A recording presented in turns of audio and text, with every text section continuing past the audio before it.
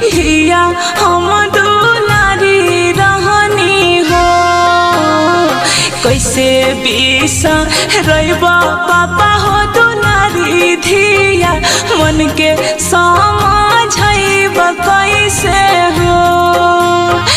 कैसे बिसरबा पापा हो दुलारी धिया मन के समझब कैसे हो। बगिया के फूलवा बेटी हो तू ही रहलू, तू ही घर के लक्ष्मी रहलू हो।